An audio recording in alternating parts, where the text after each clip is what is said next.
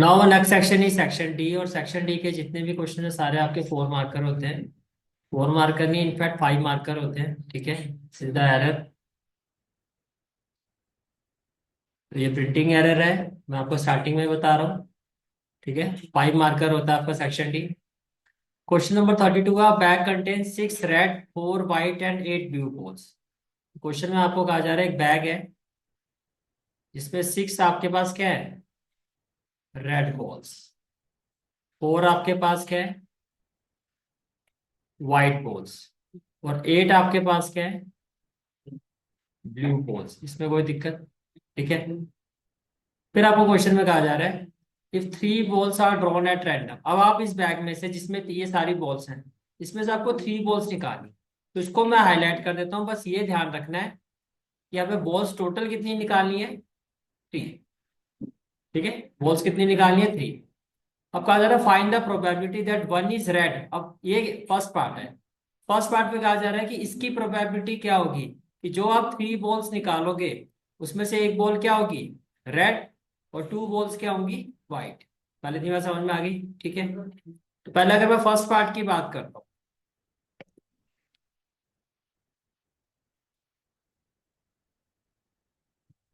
पहले अगर हम फर्स्ट पार्ट की बात करते हैं तो आप ऐसे समझो कि 1 बॉल क्या है, रेड है, और 2 बॉल्स आर व्हाइट। तो प्रोबेबिलिटी ऑफ गेटिंग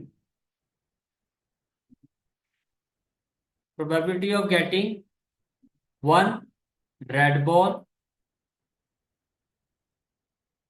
and 2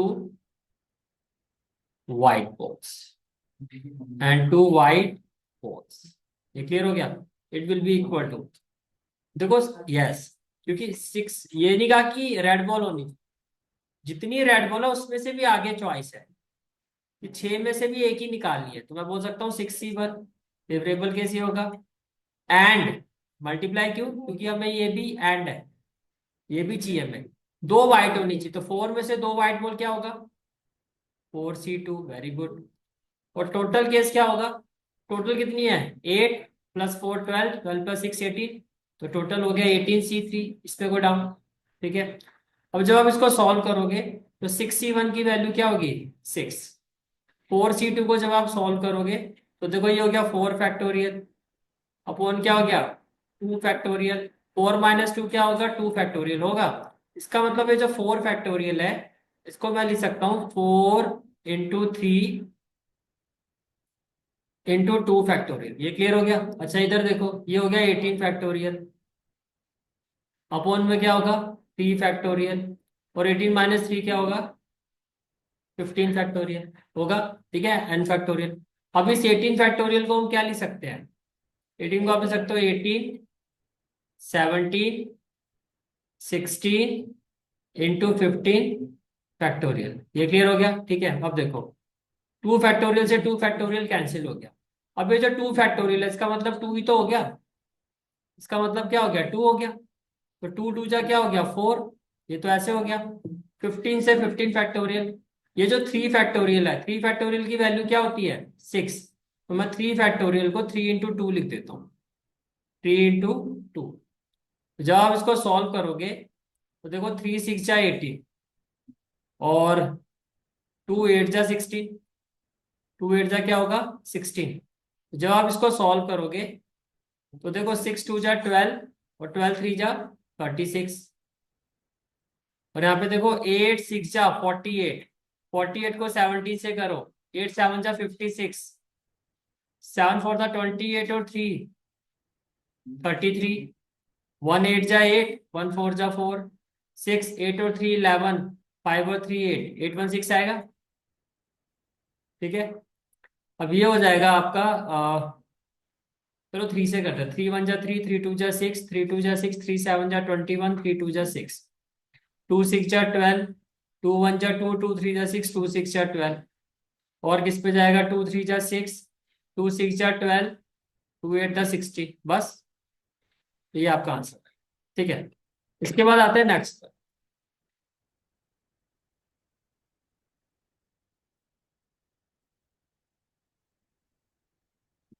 तो नेक्स्ट है आपका पार्ट 2। अब पार्ट 2 क्या है आपका, 2 are blue and 1 is red. अब 2 are blue and 1 is red, पहले मुझे बताओ इसका फेवरेबल केस क्या होगा। 2 आर ब्लू, ब्लू टोटल कितनी है आपकी, ब्लू टोटल है आपकी 8 बॉल्स, मैं लिख सकता हूँ 8C2, और 1 इज रेड 6C1। जब आप इसको सॉल्व करोगे तो required probability of part two, required probability of part two, favourable case क्या है, 8C2 into 6C1 upon 18C3। जो 18C3 है, इसको सॉल्व करके हमें क्या मिला था, 816। इसकी जगह तो मैं 816 लिख देता हूँ, ये हो गया 816। तो डिनोमिनेटर में आ गया 816। 6C1 की वैल्यू क्या थी, 6। 8C2 को अगर आप सॉल्व करते हो, देखो मैं यहाँ सॉल्व करता हूँ, ये होगा n फैक्टोरियल और ये होगा r फैक्टोरियल, 8 - 2 क्या होगा, 6 फैक्टोरियल। तो ये होगा 8 7 6 फैक्टोरियल। 2 फैक्टोरियल हो गया 2, और ये 6, ये कैंसिल हो गया। 2 4 जा 8, 7 4 जा कितना हो गया, 28। यहाँ पर क्या आ जाएगा, 28। ये क्लियर हो गया, ठीक है। अब देखो ये किस पर कैंसिल होगा, 3 2 जा 6, 3 2 जा 6, 3 7 जा 21, 3 2 जा 6, राइट।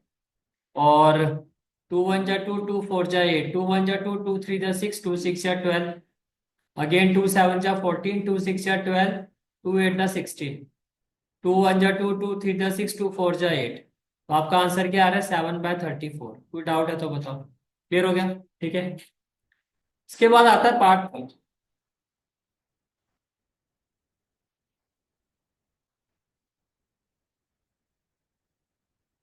के बाद आते हैं पार्ट थर्ड।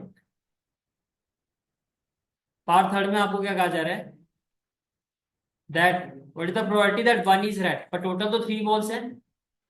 अब मुझे बताओ अगर 1 बॉल रेड है तो इसमें डिफरेंट डिफरेंट केसेस क्या बन सकते हैं। हो सकता है कि एक रेड हो, दूसरी वाइट हो, तीसरी ब्लू हो। 3 बॉल ऐसी भी हो सकता है। ये भी हो सकता है कि एक बॉल रेड हो, बाकी की तो क्या हो, वाइट, वेरी गुड। और ये भी हो सकता है एक बॉल रेड है और बाकी की दोनों क्या है, blue। इसमें कोई डाउट है तो बताओ, क्लियर हो गया यहाँ तक, ठीक है। अब ये देखो आप कि अगर मैं ये वाला केस लेता हूँ, probability of getting red white blue balls, तो रेड कितनी है, 6, 6 में से एक।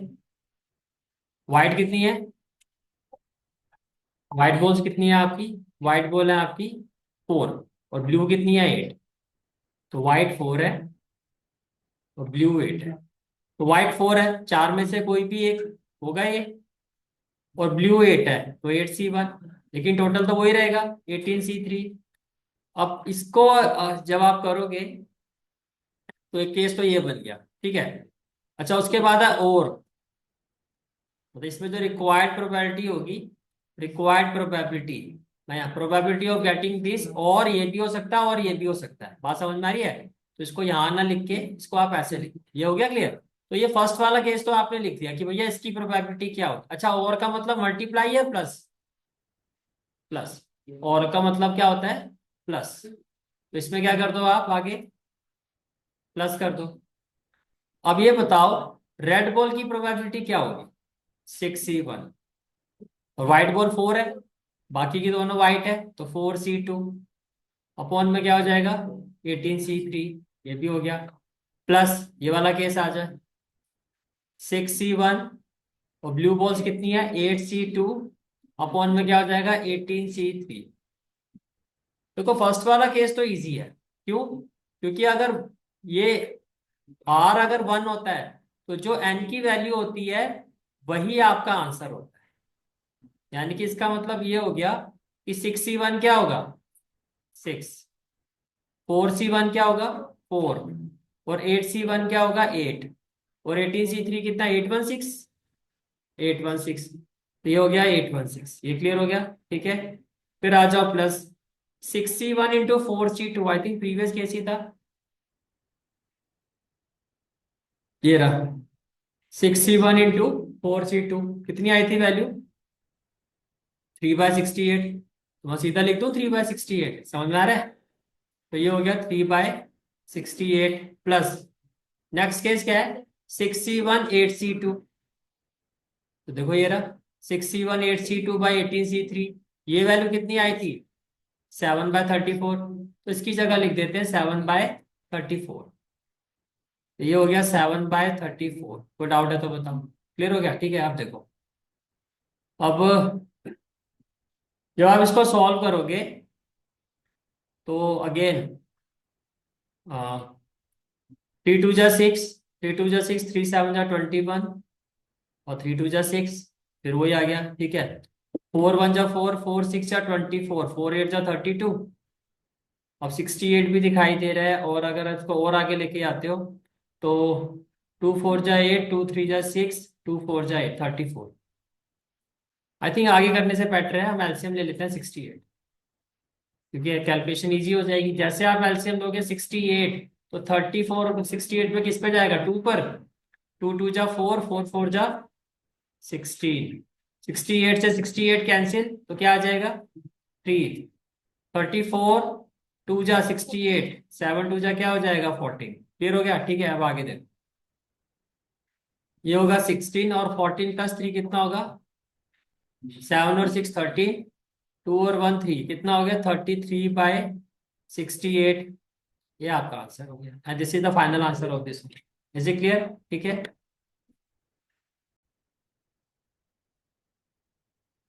तो next question is question number 33। We have to evaluate limit x approaches to π/2 tan 2x upon x minus π/2। जैसे कि मैंने कहा कि क्वेश्चन आपके सारे 5 मार्क्स के हैं, तो इससे कंफ्यूज मत होना, ये प्रिंटिंग एरर आ गया इसमें। चलो जी, तो कैसे करोगे, again very important question. First of all देखो, ये डायरेक्टली नहीं हो सकता, क्योंकि अगर आप x की जगह π/2 को रखते हो तो ये 0/0 फॉर्म है, और आइडेंटिटी से होगा नहीं। तो थर्ड ऑप्शन क्या बताया था, सब्स्टिट्यूशन। तो क्या करेंगे, देखो x π/2 को अप्रोच कर रहा है, यानी कि ऐसे समझो कि x इक्वल टू π/2 है। मैं इसको यहां लेके आ जाऊंगा तो क्या हो जाएगा, x माइनस π/2, और इक्वल टू में मैं सब्स्टिट्यूट कर रहा हूं इसको y से। अब देखो एस x किसको अप्रोच कर रहा है, π/2 को, तो y किसको अप्रोच करेगा, 0 को। क्योंकि अगर आप x की जगह π/2 रखोगे तो π/2 माइनस π/2 0 ही तो होगा। बात समझ में आ रही है? इसका मतलब ये हो गया कि मैं लिख सकता हूं लिमिट y अप्रोच, जब x π/2 को अप्रोच कर रहा है, जब x π/2 को अप्रोच कर रहा है तो हमारा सब्स्टिट्यूशन क्या है, y अप्रोचेस टू 0। तो आपने लिखा लिमिट y अप्रोचेस टू 0, पहली बात। अच्छा, अगर आप इस इक्वेशन को देखो, अगर आप इस इक्वेशन को देखो तो x माइनस π/2 किसके इक्वल है, पाई के। तो from here we can say that x is equal to π/2 plus y, इसमें भी कोई दिक्कत नहीं होनी चाहिए। तो जहां जहां आपको x दिखाई दे रहा है, जहां आपको x दिखाई दे रहा है, वहां x की जगह क्या आ जाएगा, π/2 प्लस वाई। पहले की बात समझ में आ गई? तो इसका मतलब मैं इसको लिख सकता हूं tan 2, और x की जगह क्या आ जाएगा, π/2 प्लस वाई। फिर इस x की जगह क्या आ जाएगा, π/2 प्लस वाई, और आगे क्या है, -π/2। तो ये हो गया आपका -π/2। ये भी क्लियर हो गया? ठीक है, अब आगे देखो, आगे देखो लिमिट y अप्रोचेस टू 0। अब 2 को अगर ब्रैकेट के अंदर लेके जाओगे तो π/2 से 2 कैंसिल हो जाएगा, तो 10 पाई हो जाएगा। और 2 को y से मल्टीप्लाई करोगे तो 10 2y हो जाएगा। और π/2 से π/2 कैंसिल हो जाएगा, तो अपॉन पे क्या हो जाएगा, y हो जाएगा। ये क्लियर हो गया? ठीक है। tan 180 प्लस थीटा, तो यहाँ आपका पाई होता है, प्लस थीटा का मतलब थर्ड, और थर्ड क्वाड्रेंट में tan पॉजिटिव होता है। तो बेसिकली ये हो जाएगा limit y approaches to 0, tan 180 plus theta, ये हो जाएगा tan थीटा, और अपॉन में क्या है, y। अब आपने कंसेप्ट पढ़ा था as limit as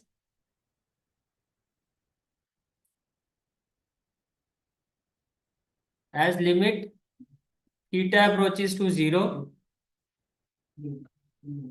tan theta by theta ये किसके इक्वल होगा? ये 1 के इक्वल होगा। ये किसके इक्वल होगा? 1 के इक्वल होगा। तो कैन आई से दैट, इसका मतलब ये हो गया कि लिमिट, अच्छा अगर y 0 को अप्रोच कर रहा है, अब ध्यान से देखना, अगर मैं इसको 2 से डिवाइड कर दूं और 2 से मल्टीप्लाई कर दूं, इसमें तो कोई दिक्कत नहीं है, बात तो वही है अभी की अभी। ठीक है, और जो y अगर 0 को अप्रोच कर रहा है तो मैं बोल सकता हूं तो 2y भी 0 को ही अप्रोच करेगा, 2y भी 0 को ही अप्रोच करेगा, और ये हो जाएगा 10 2y/2y इंटू में क्या हो जाएगा 2। अब देखो, with respect to the above concept ये वैल्यू तो 1 के इक्वल होगी, tan theta approaches to 0 tan theta by theta, तो it will be equal to 1 into 2, और किसके इक्वल आ जाएगा 2। And this is the final answer of this question. Again very important question, is it clear? ठीक है,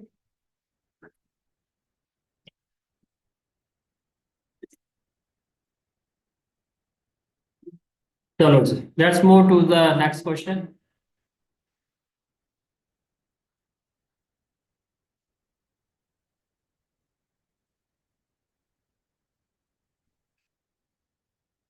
the next question is find the derivative of cos x from first principle, find the derivative of cos x from first principle। कैसे करोगे? देखो, first of all जो given function है उसको क्या लोगे? F x. तो here f of x is equal to cos x, क्या ये बात समझ में आ गई? ठीक है, इसके बाद नेक्स्ट स्टेप क्या होता है? Find the value of F of X plus H, जो आपका क्या हो जाएगा? Cos X plus H. Now we will apply the concept by first principle, by first principle. F dash X इसके इक्वल होता है limit H approaches to 0 F of X plus H minus F of X divided by H, minus F of X divided by H. क्या ये clear हो गया? ठीक है, अब देखो ये हो जाएगा, it will be equal to limit H approaches to 0, F of X plus H की वैल्यू क्या है? कॉस एक्स प्लस एच, तो आपने लिखा कॉस एक्स प्लस एच, और एफ ऑफ एक्स की वैल्यू क्या है? कॉस एक्स, तो ये हो गया आपका कॉस एक्स, और डिवाइडेड बाय क्या हो गया? एच। अब इसके लिए हम बोल सकते हैं ये हो गया आपका cos A minus cos B, इसमें तो कोई दिक्कत नहीं होनी चाहिए, आइडेंटिटी बन रही है, राइट? अब cos A minus cos B क्या होता है? आप कहोगे यूजिंग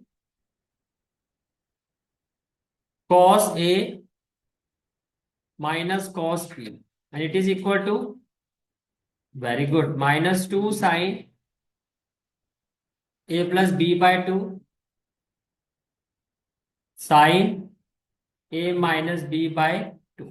इज इट क्लियर? ठीक है, तो ये आपकी इस तरह से वैल्यूएशन आ गई। अब इसका मतलब ये किसके इक्वल हो जाएगा? It is equal to limit H approaches to 0 -2 sine, देखो जहां ए है, ए किससे रिप्लेस होगा? एक्स प्लस एच से, ए किससे रिप्लेस होगा? एक्स प्लस एच से, तो आपने लिखा एक्स प्लस एच। ठीक है, और ये ए नहीं है, ये आपका क्या है? बी, तो बी किससे रिप्लेस होगा? आपका एक्स से, तो एक्स प्लस एच और ए की जगह, और बी की जगह क्या आ जाएगा? एक्स डिवाइडेड बाय 2, इसमें कोई दिक्कत?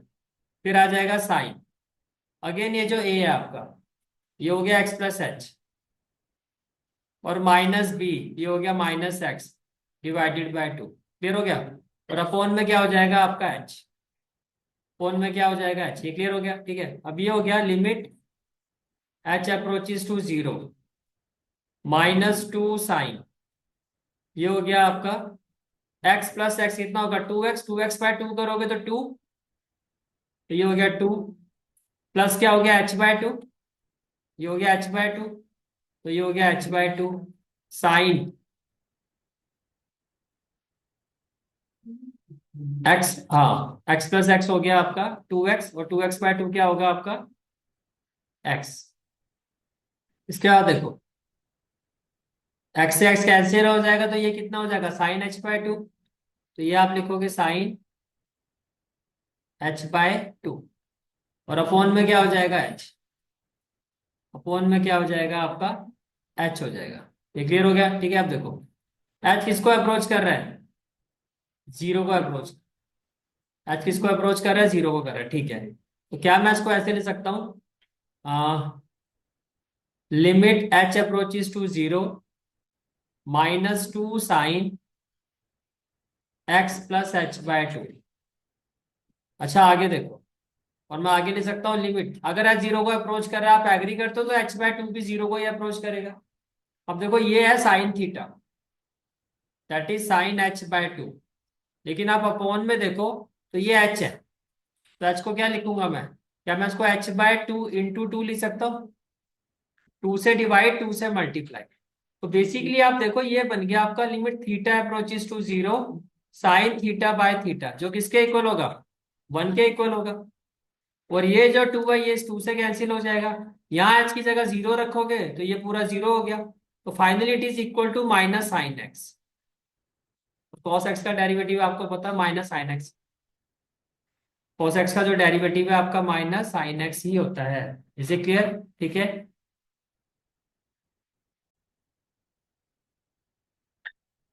Now next question is question number 34। In an increasing GP, increasing GP से पहले एक चीज क्लियर कर देता हूँ, इंक्रीजिंग जीपी का मतलब ये है कि जो कॉमन रेशियो है वो 1 से बड़ा होगा। दो केसेस बताए थे ना, 1 से बड़ा और 1 से छोटा। इंक्रीजिंग जीपी का मतलब आर इज ग्रेटर देन, अब आर 1 से बड़ा ही होगा। Sum of the first and last term is 66। तो आपको कहा जा रहा है जीपी की जो फर्स्ट टर्म है और लास्ट टर्म है उसका सम कितना है 66। तो पहले इसको देख के अगर मैं कंडीशन लिखता हूँ, तो क्या आप एग्री करते हैं according to the question, according to the question condition क्या दी गई है आपको, फर्स्ट टर्म होगी ए, और लास्ट टर्म क्या होती है जीपी की, AR⁻n−1। ये 66 के इक्वल है। चलो इसको ले लेते हैं इक्वेशन 1। फिर आपको क्या कहा जा रहा है कि the product of second and last one, last but one, last but one का मतलब पता है, लास्ट टर्म से आगे वाली, इसको हम कहते हैं सेकंड लास्ट। इसका मतलब यह है कि product of second and last but one is 132। और क्वेश्चन में क्या कहा जा रहा है, and product of second, second and last but one is 122, ये आपको कहा जा रहा है। तो प्रोडक्ट ऑफ सेकंड तो हो गया मेरा ए आर, लास्ट n-1 से एक पहले जाओगे तो n-2, और प्रोडक्ट का है, क्या का है प्रोडक्ट, तो बीच में क्या आ जाएगा मल्टीप्लाई यानी कि डॉट, और ये किसके इक्वल है 128 के इक्वल है। क्या इतनी बात समझ में आ गई, क्लियर हो गया?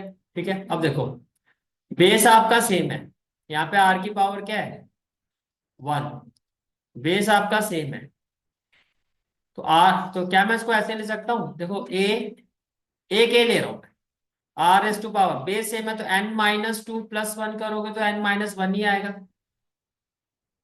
आएगा ना। और एक ए ये जो है इसको मैं यहाँ पे लेके जाऊंगा तो ये डिवाइड हो जाएगा, इसमें कोई दिक्कत, क्लियर हो गया यहाँ तक? ठीक है। अच्छा ये आपके पास एक वैल्यूएशन आ गया। अब क्वेश्चन में देखो आपके पास AR⁻n-1 की ये वैल्यू आ गई ना, जिसको मैं यहाँ पुट कर सकता हूँ, इसको आप यहाँ पे पुट कर सकते हो, तो क्या हो जाएगा 128/A। तो आप लिखोगे पुटिंग, पुटिंग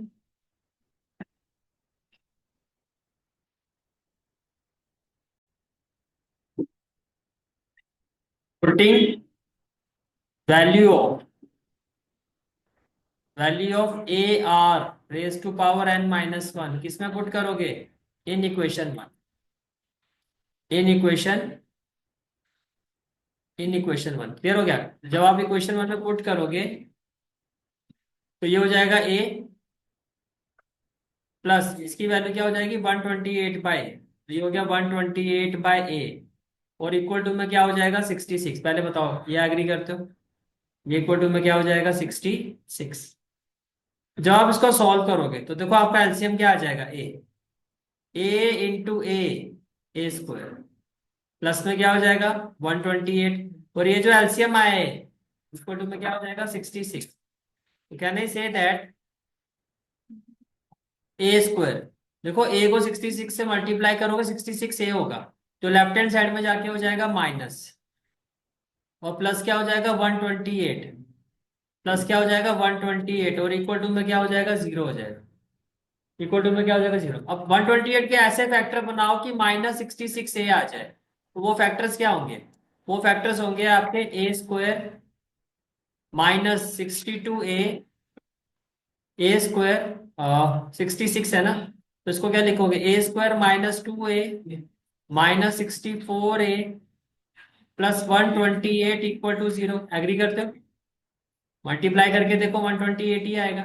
अच्छा आप इन दोनों से कॉमन क्या लोगे, यहां से कॉमन क्या आ जाएगा ए, तो ये हो गया आपका ए, और ब्रैकेट में क्या हो जाएगा a-2, और यहां से कॉमन क्या आएगा -64, और ब्रैकेट में क्या हो जाएगा a-2 इक्वल टू जीरो।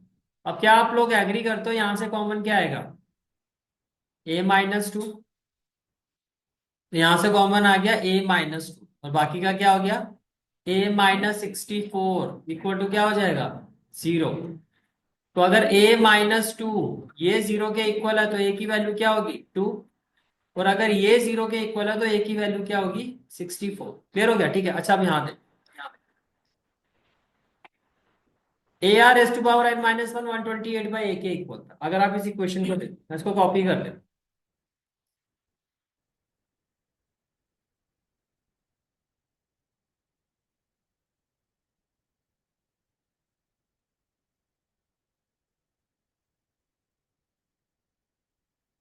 अब लिखोगे एस, ये इसके इक्वल है, एग्री करते हो। क्या मैं इसको ऐसे लिख सकता हूँ which implies R S to power N -1, ये जो मल्टीप्लाई है यहाँ जाके डिवाइड होगा, तो क्या होगा 128 बाय ए स्क्वायर होगा ना। अच्छा एक बार ए की जगह 2 पुट करो ना, put A equal to 2, put A equal to 2, R raise to power N -1 क्या हो जाएगा 128/4, और ये हो जाएगा 4 3 जा 12, 4 2 जाएगा। ये क्लियर हो गया, ठीक है। अच्छा आगे देखो, इसके बाद आगे चलो, put A equal to 64, put A equal to 64, तो जब आप यहाँ 64 रखोगे तो R S to power N -1 क्या होगा 128/64 इंटू 64 होगा, तो 64 2 जा 128, और 2 3 जा 6 तो 2 जा 4। क्या ये पॉसिबल है, ये पॉसिबल नहीं है, क्यों, क्योंकि स्टार्टिंग में क्या कहा गया था कि जीपी कैसी है आपकी इंक्रीजिंग, और मैंने स्टार्टिंग में कहा था इंक्रीजिंग जीपी का मतलब आर की वैल्यू 1 से बड़ी आनी चाहिए, और 1/32 में तो नहीं हो सकता, 1/32 में आर 1 से बड़ा आ ही नहीं सकता, तो आप कहोगे not possible. Why, because given GP is increasing, given GP is increasing, so r should be greater than 1। अब इसमें तो डेसिमल में आएगी वैल्यू 1/32, तो इसका मतलब ये हो गया कि आप ये कहोगे विच इम्प्लाइज, देखो यहां से देखो, अच्छा इसको पूरा नहीं किया ना हमने, r S to power N -1, तो ये क्या होगा 2 raise to power 5, 2 raise to power 5, in fact नहीं इसको भी यहीं छोड़ दो। R S to power N -1 की वैल्यू कितनी आ गई आपकी 32 बस, क्योंकि अभी तो हमारे पास आर की वैल्यू नहीं है, लेकिन ये है कि ये नंबर नॉर्मल है, तो यहाँ से जो भी वैल्यूएशन आएगी हमारी वो पॉसिबिलिटी में जा रही है। बात समझ में आ गया, ठीक है। तो अभी तक हमें रिजल्ट ये मिल गया कि r S to power N -1 किसके इक्वल है 32। आगे चले, ठीक है। चलो जी अब आगे चलते हैं। अब क्वेश्चन में आगे क्या कहा जा रहा है आपको कि sum of the term is 126। अब क्वेश्चन में क्या कहा जा रहा है, sum of the term is 126। Now sum of n terms of GP is equal to क्या है 126। तो sum of n terms of GP क्या होगा, अगर आर 1 से बड़ा है तो a r S to power N -1 upon r -1 equal to 126, equal to क्या होगा 126। तो ए की जो वैल्यू एप्लीकेबल हुई है वो क्या हुई है 2, तो ए की जगह 2 पुट कर दो, put A equal to 2, put A equal to 2, तो क्या आप एग्री करते हो ये हो जाएगा 2 with in bracket r S to power N -1 r minus one equal to क्या हो जाएगा 126। अब देखो ये हो गया 2 6 जा 12 और 2 3 जा 6। तो ये हो गया आपका r raise to power n minus one upon में r माइनस। अच्छा आपके पास जो वैल्यूएशन है यहाँ पर देखो,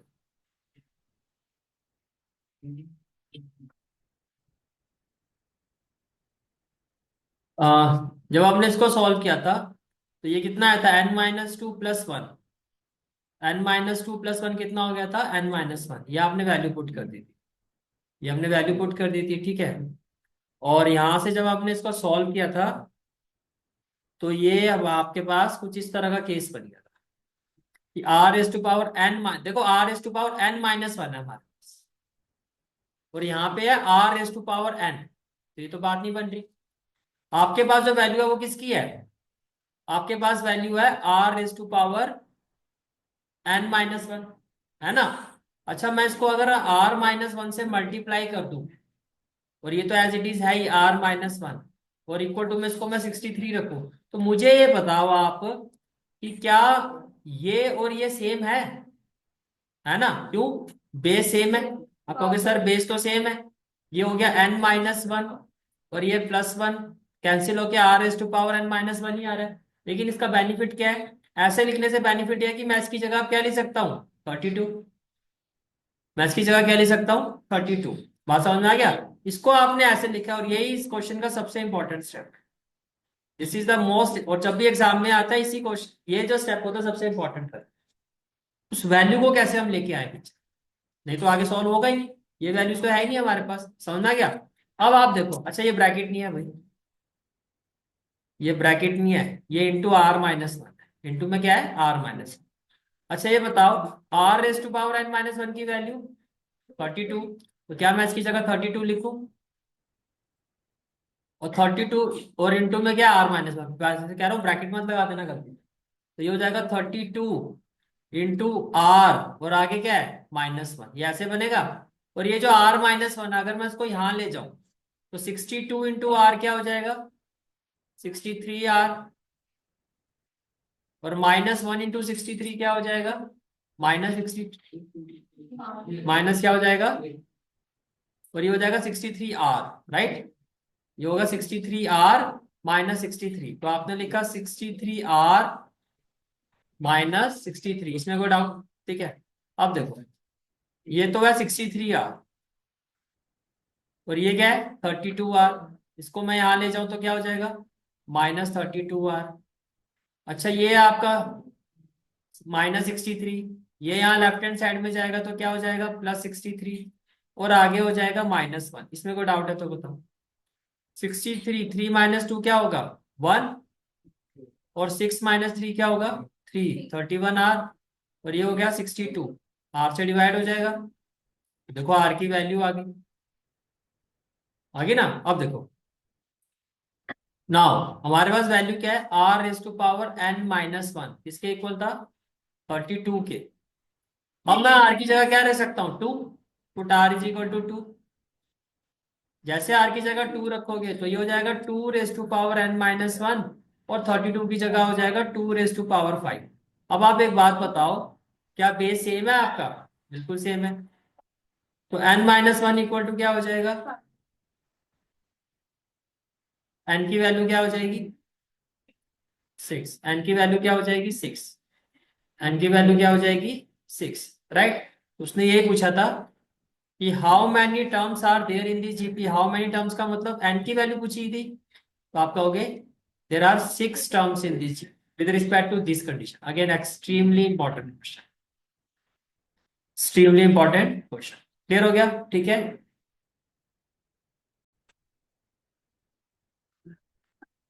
So next question is question number 35. Question is prove that sin 6 degree, sin 42 degree, sin 66 degree, sin 78 degree equal to 1/16। देखो ये डायरेक्टली तो नहीं होगा, राइट। डायरेक्टली होता हुआ तो कुछ ऐसी कोई आइडेंटिटी है नहीं हमारे पास, लेकिन देखो अगर मैं इसको, मैं इन दोनों को ले रहा हूँ 2 से डिवाइड कर रहा हूँ, और 2 से क्या कर रहा हूँ मल्टीप्लाई, तो मैंने लिखा 2 sin 66 डिग्री, यानी कि लेफ्ट जो आपकी लेफ्ट हैंड साइड है, ये देखो ये पूरी लेफ्ट हैंड साइड है, मैं इसको लिख नहीं रहा हूँ, ये लेफ्ट हैंड साइड है। पहले ये लिखोगे, उसके बाद नेक्स्ट स्टेप से ये इसके इक्वल हो जाएगा। मैंने इसको लिखा 2 sin 66 डिग्री sin 6 डिग्री, इसमें तो कोई दिक्कत नहीं है। टू, अच्छा ऐसे इन दोनों को देखो, sin 78 डिग्री और sin 42 डिग्री, sin 78 डिग्री और sin 42 डिग्री, तो 2 से डिवाइड और 2 से क्या कर दिया मल्टीप्लाई, इसको भी मैंने ऐसे लिखा sin 78 डिग्री और sin 42 डिग्री। ये समझ में आ गया, ठीक है। अब मुझे ये बताओ, अगर मैं आपसे ये पूछूं, using using 2 sin A sin B किसके इक्वल होता है? cos A - B minus cos A + B, यही कुछ हमने पढ़ा था ना। तो देखो ये भी, ये क्या है, 2 sin A, 2 sin A और sin B। तो जहां A दिखाई दे रहा है वहां 66, जहां B दिखाई दे रहा है वहां, अच्छा पहले तो 1/2 इंटू 1/2, इसको 1/4 कर देते हैं, इसमें तो कोई दिक्कत नहीं है। और मैंने इसको लिखा cos A - B, तो मैं लिखूं 66 - 6 degree minus cos A + B, तो ये हो जाएगा 66 + 6 डिग्री। ये क्लियर हो गया, ठीक है। अच्छा यही चीज यहाँ पे भी करो, ये भी क्या है, 2 sin A और इंटू में क्या है sin B, तो इंटू में क्या आ जाएगा, ये भी इंटू में आ जाएगा आपके पास, आ, ये भी इंटू में आ जाएगा आपके पास cos, तो आपने लिखा cos A - B। अब ये क्या है, 78 - 42 degree minus cos A + B, तो ये हो गया 78 डिग्री +42 डिग्री। ये क्लियर हो गया, ठीक है। अब आगे देखो, तो it will be equal to 1/4। cos 66 - 6 क्या हो जाएगा, एटलीस्ट एक वैल्यू तो हमारे पास ऐसी आ गई जो हमें पता है। और 66 + 6 क्या हो जाएगा, 72। ये हो गया cos 72 डिग्री, ठीक है जी। अच्छा यहाँ आ जाओ, 78 - 42 cos 36 डिग्री माइनस, यहाँ देखो 78 + 42 120 cos 120 डिग्री। ये भी क्लियर हो गया, चलो जी आगे चलते हैं। अब ये देखो, ये हो गया 1/4, राइट, इक्वल टू cos 60 को तो रहने देते हैं, इसको मैं लिख सकता हूँ 90 - 18 लिख सकता हूँ। और cos 36 एज इट इज छोड़ दो। और cos 120 को मैं लिख सकता हूँ 180 - 60 डिग्री। ये क्लियर हो गया, ठीक है। अब आगे देखो, ये हो गया आपका 1/4, ये हो गया cos 60 डिग्री। cos 90 - थीटा क्या होता है, साइन थीटा, तो ये हो गया sin 18 डिग्री, ठीक है। और ये हो गया cos 36 डिग्री। cos 180 - थीटा क्या होगा, माइनस cos थीटा होगा ना, सेकंड क्वाड्रेंट, तो माइनस माइनस क्या होगा, प्लस, तो ये हो जाएगा cos 60 डिग्री। अब यहां पर हम वैल्यू यूज करेंगे यूजिंग, जब हमने ट्रिग्नोमेट्री का मैंने आपको एक्स्ट्रा क्वेश्चंस करवाए थे आर डी शर्मा वगैरह के, वहां मैंने प्रूफ भी करके दिखाया था कि sin 18 डिग्री की जो वैल्यू होती है वो √5 - 1/4 होती है। पर यहाँ डायरेक्टली लिख सकते हैं, यूजिंग ना लिख के सीधा लिखोगे वी नो दैट। क्या लिखोगे, वी नो, कि sin 18 डिग्री क्या होता है, √5 - 1/4, and cos 36 degree is equal to √5 + 1/4। ये क्लियर हो गया, ठीक है। अब आगे देखो, तो ये हो जाएगा आपका 1/4। अच्छा बताओ cos 60 की वैल्यू 1/2, cos 60 की वैल्यू 1/2, और sin 18 की वैल्यू क्या होगी, √5 - 1/4। अच्छा cos 36 की वैल्यू √5 + 1/4, cos 60 की वैल्यू 1/2, ठीक है। अब मुझे बताओ यहां से जब आप एलसीएम लोगे तो क्या आएगा, 2 और 4 का, 4 आएगा। तो ये हो गया 2 2 जा 4, -√5, वेरी गुड, और माइनस माइनस +1, और यहां से देखो एलसीएम क्या आएगा, 4, तो √5 +1 और 2, प्लस में क्या हो गया 2। अब क्या आप एग्री करते हो, ये हो जाएगा 1/4।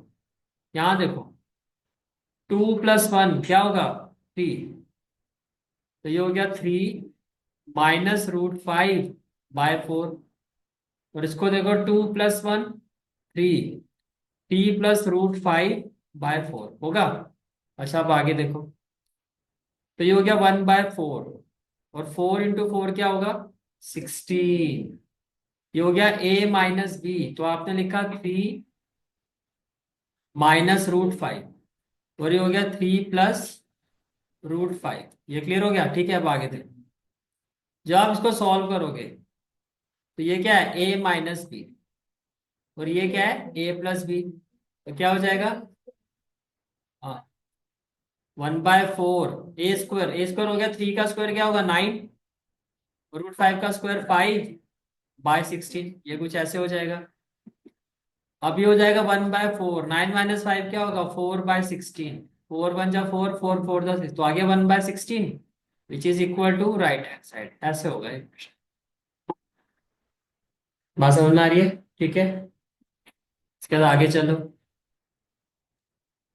इसके बाद नेक्स्ट क्वेश्चन आता है आपका, क्वेश्चन नंबर 35 का, ये ऑप्शनल क्वेश्चन है, this is the last question of sample section D.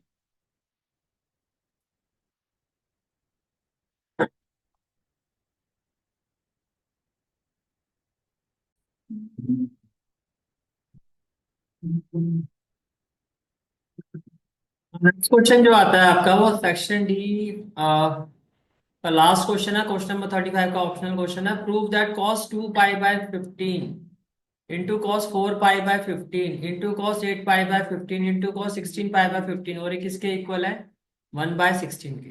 ये आपको प्रूव करना है। अच्छा मुझे बताओ, क्या मैं पहले काम करते हैं, आपकी जो लेफ्ट हैंड साइड है वो क्या है, cos 2π/15, cos 4π/15,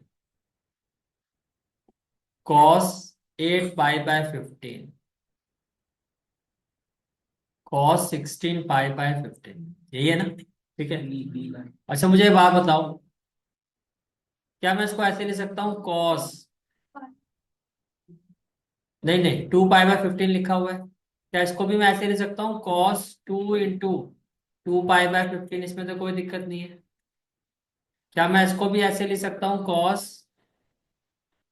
2 × 4π/15, नहीं 4 × 2π/15, 2π/15 में कॉमन कर देते हैं, तो ये हो जाएगा cos 4 × 2π/15, और क्या मैं इसको ऐसे ले सकता हूँ,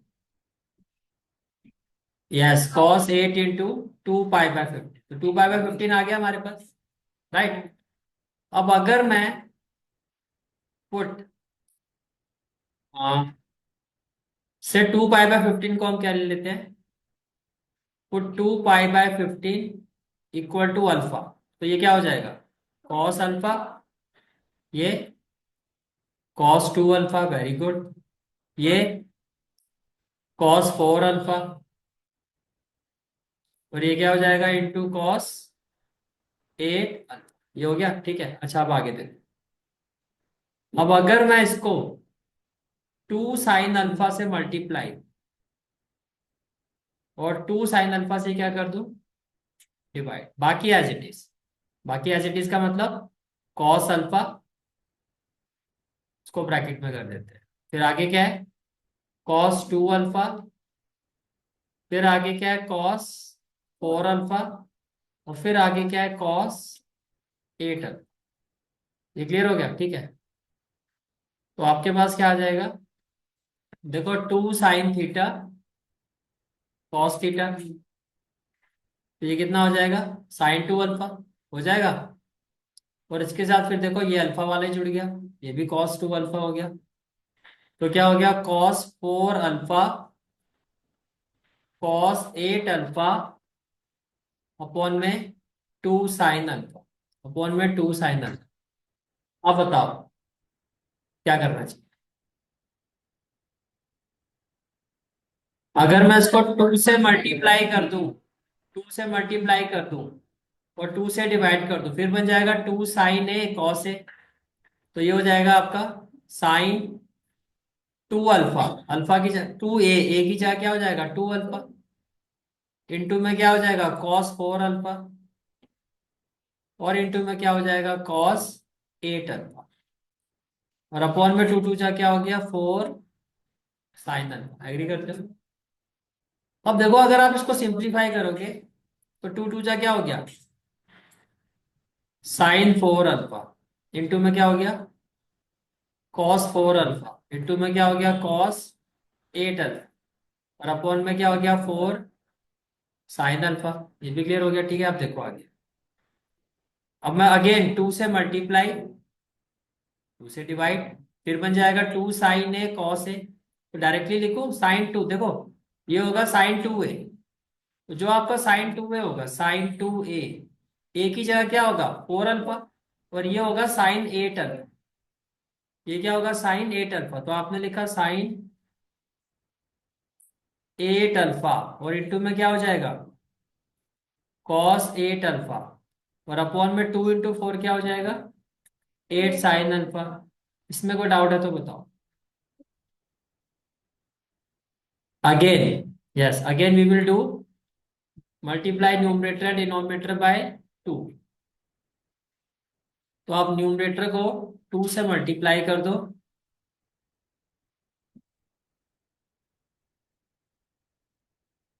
और 2 से डिवाइड कर दो, डिवाइड करोगे ब्रैकेट में क्या आ जाएगा 8 साइन अल्फा। तो ये हो जाएगा 2 साइन ए कॉस ए, ये क्या हो जाएगा साइन 2 ए, साइन 2 ए का साइन 16 अल्फा लिख दो, समझ में आ रहा है। अपॉन में क्या हो गया 16 साइन अल्फा। अच्छा, ये जो साइन 16 अल्फा है इसको आप लिख सकते हो साइन 15 अल्फा प्लस अल्फा, और अपॉन में क्या है 16 साइन अल्फा। अच्छा, आपने जो ये पुट किया था, क्या पुट किया था 2 pi by 15 equal to alpha. अगर मैं इसको यहां ले जाऊं तो 2 पाई इक्वल टू क्या हो जाएगा 15 अल्फा, यानी कि 15 अल्फा की वैल्यू क्या है 2 पाई। तो जहां 15 अल्फा है वहां मैं 2 पाई लिख सकता हूँ, इसकी जगह 2 पाई हो जाएगा। तो ये हो जाएगा sine 2 pi plus alpha upon 16 sine alpha. अब देखो 2 पाई जो होता है वो यहां आता है, 2 पाई प्लस ये फर्स्ट क्वाड्रेंट, फर्स्ट क्वाड्रेंट का मतलब sine alpha upon 16 sine alpha, ये कैंसिल हो गया, तो ये हो गया 1/16 and which is equal to, ऐसे हो गया क्वेश्चन। हैंस कोई डाउट है तो बताओ। और इसी के साथ आपका सेक्शन डी होता है complete. This is for today's class. I hope you like this class, and if you like this class then do like, share and subscribe my channel and don't forget to press the bell icon. Bell icon press करने से क्या होगा, जो भी मैं lecture upload करूंगा you will get the notification of that lecture. Thanks for watching this video. जहाँ तक आपके मैथ्स कोर्स की बात है, कंप्लीट मैथमेटिक्स कोर्स की जो प्लेलिस्ट का लिंक है वो आपको डिस्क्रिप्शन सेक्शन में मिल जाएगा। So bye, take care and have a great day.